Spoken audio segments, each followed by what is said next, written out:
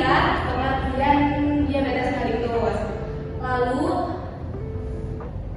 bagaimana diabetes mellitus itu terjadi? Nah, yang pertama itu kurangnya aktivitas fisik, kemudian asupan gula juga terlalu tinggi, kemudian respon tubuh dari insulin itu terganggu, berkurangnya produksi insulin, dan terakhir itu ada kerja insulinnya itu terhambat. Jadi diabetes mellitus itu terjadi dari hal-hal yang tadi disebutkan saya ya.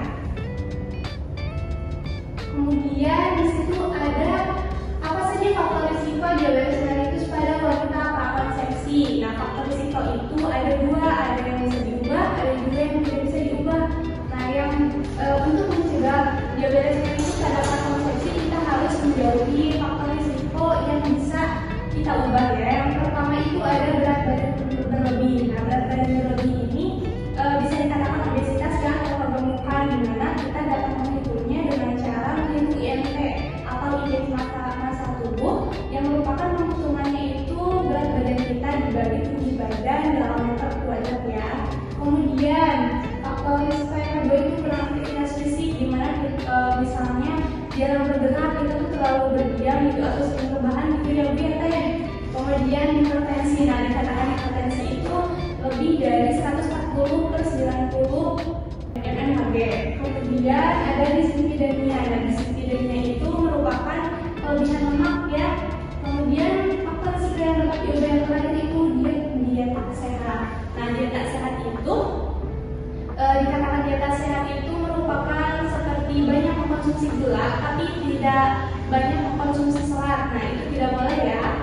Nah, kemudian di situ ada faktor risiko yang tidak bisa diubah. Nah, faktor risiko yang tidak bisa diubah itu yang pertama ras atau etnik, kemudian riwayat keturunan keluarga. Nah, riwayat keturunan keluarga dari biasanya dari ibunya yang sudah terkena diabetes ya. Kemudian ada meningkatnya usia. Semakin meningkat usia biasanya orang yang lanjut usia juga bisa terkena diabetes mellitus. Kemudian riwayat melahirkan dengan bayi lebih dari 4.000 gram atau riwayat diabetes mellitus gestasional. Si ibu itu pernah mengalami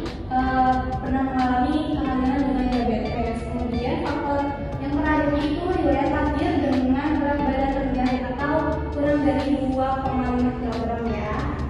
Nah, selanjutnya ada tanda gejalanya. Apa tanda gejala diabetes mellitus itu? Nah, yang gejala umumnya itu ada sering haus, sering kencing, cepat lapar, juga penurunan berat badan tanpa sebab.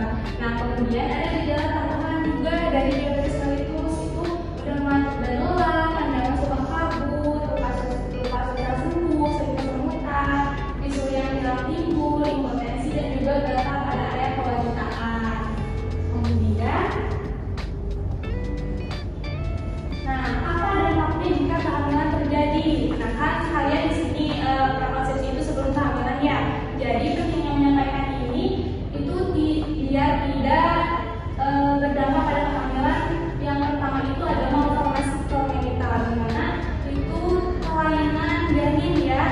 Nah, kemudian ada poligamian juga. Poligamian itu kelebihan cairannya pada saat mengandung itu juga bisa mengakibatkan sungsang dan lain-lain juga. Kemudian ada laparosomia. Laparosomia itu ketika berat badan jadi bayi itu lebih dari 4 kilo biasanya. Itu juga beresiko kesehatan dari bayi juga. Kemudian ada AIGR. Nah, AIGR itu intrauterine growth retardation, itu bisa pertumbuhan janin itu terhambat ya. Kemudian ada kematian intrauterin atau kematian janin. Kemudian ada hipoglykemia neonatus. Nah, hipoglykemia neonatus itu kadar gula dalam darahnya itu rendah ya. Kemudian gas lain dalam arti diabetik. Nah, itu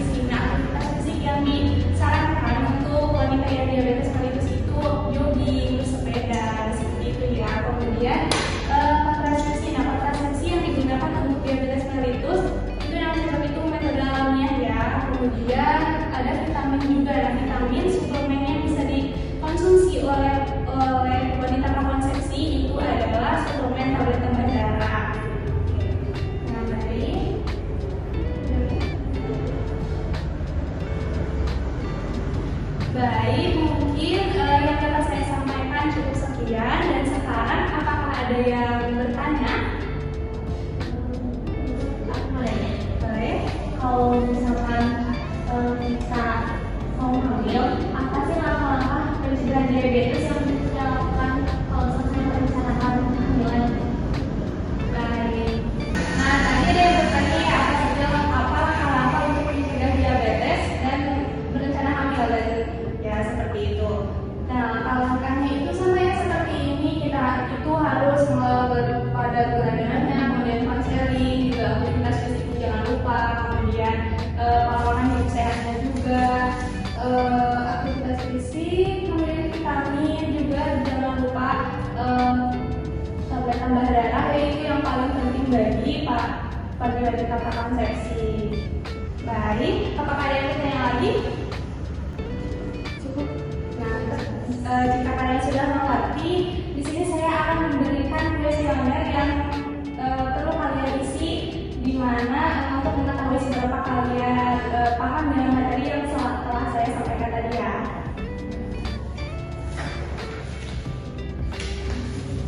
Baik, di sini kalian isi sesuai apa yang kalian pahami ya.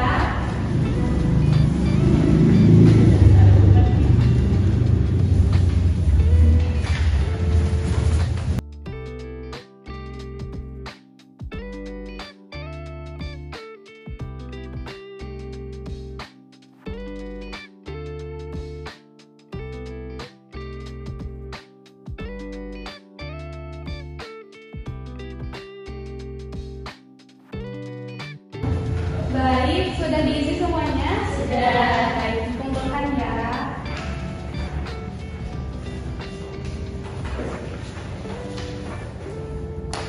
Nah, alhamdulillah ya, penyuluhannya telah selesai. Nah, di sini saya akan memberikan kesimpulan, di mana kesimpulan dari penyuluhan ini betapa pentingnya pengelolaan dan pencegahan diabetes mellitus pada prakonsepsi, di mana bertujuan untuk menjaga kesehatan ibu dan bayi di masa depan. Nah, mari kita terapkan pola hidup sehat dalam hidup kita untuk mencegah diabetes mellitus terjadi pada hidup kita ya, ibu-ibu dan rekan-rekan semuanya ya.